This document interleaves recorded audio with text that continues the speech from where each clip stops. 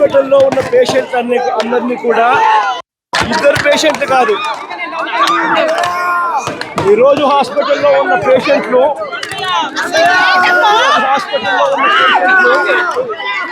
65 మంది పేషెంట్లు 65 మంది పేషెంట్లు 65 మంది పేషెంట్లు ఒకే స్కూల్ నుంచి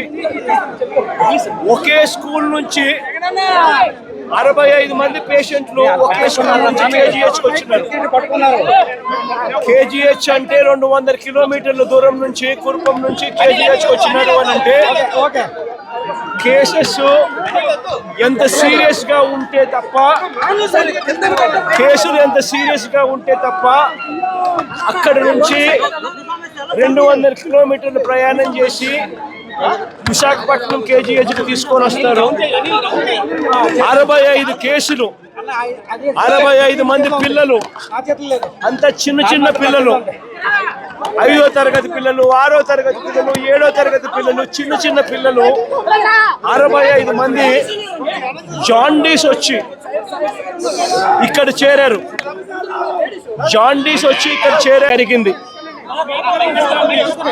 వాటర్ కూడా ఎంత దారుణమైన కంటామినేషన్ అంటే ఫేకస్ కంటామినేషన్ అంట. ఆ స్థాయిలో వాటర్ కంటామినేషన్ జరిగి పిల్లలు జాండీస్ వచ్చి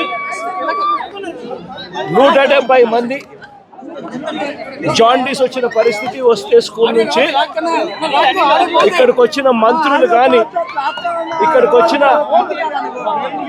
ప్రభుత్వ పెద్దలు కానీ దీన్ని కవరప్ చేయాలని చూస్తున్నారు తప్ప సొల్యూషన్ ఎత్తాలని, సొల్యూషన్ చూడాలని చూడటం లేదు. ప్రతి పాపకు, ఇక్కడికి వచ్చిన ప్రతి పిల్లాడు, ప్రతి పాప, 2 పిల్లలు చనిపోయినారు. చనిపోయిన ప్రతి పాపకు 25 లక్షల రూపాయలు కాంపెన్సేషన్ కనీసం ఇవ్వాలి. ఈ తల్లికి ఈ తల్లి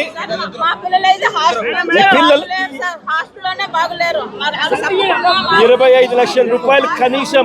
ఎందుకంటే అది గవర్నమెంట్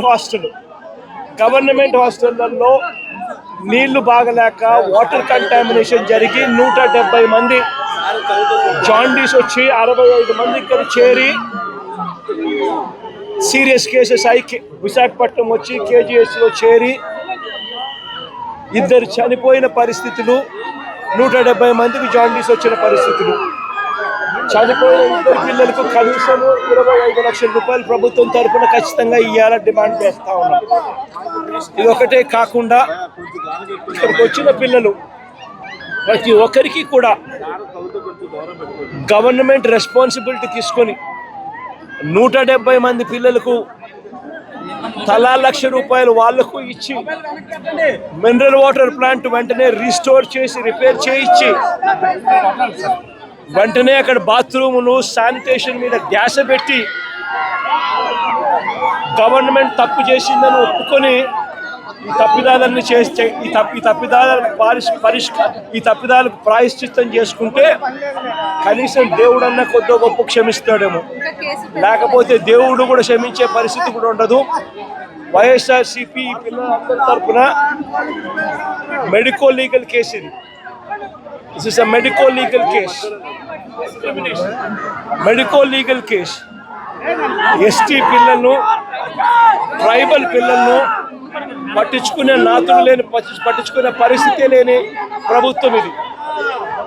కాబట్టి ఖచ్చితంగా దీని మీద వీళ్లకు డ్యూ కాంపెన్సేషన్ ఇప్పించే కార్యక్రమంలో భాగంగా అవసరమైతే వైఎస్ఆర్సీపీ తరఫున కోర్టు ద్వారా కూడా తడుతుంది, కాంపెన్సేషన్ ఇప్పించే కార్యక్రమం చేస్తుంది. గవర్నమెంట్ కూడా ఖచ్చితంగా కన్ను తెరవాలి.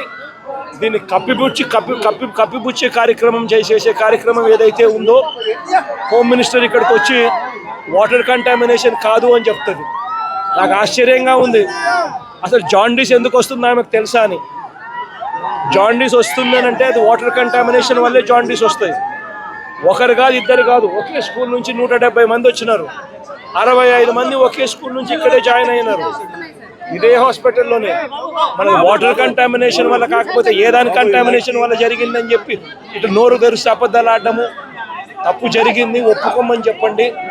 ఒప్పుకొని దానికి ప్రాయశ్చిత్తం ఏమేం చేయాలో చేయండి అని చెప్పండి. 2 పిల్లలు చదువుతున్నారు, ఆ తల్లులకు తోడుగా ఉండే కార్యక్రమం చేయాలా. ప్రతి ఒక్కరికి 25 లక్షల రూపాయలు ఖచ్చితంగా ఇచ్చే కార్యక్రమం చేయాలా. ఆ స్కూళ్ళల్లో హాస్టళ్లలో ఆ మినరల్ వాటర్ ప్లాంట్ రిపేర్ చేయించండి, ఆ బాత్రూములు రిపేర్ చేయించండి, ఆ శానిటేషన్ రిపేర్ చేయించండి, వసతుల మీద ధ్యాస పెట్టండి.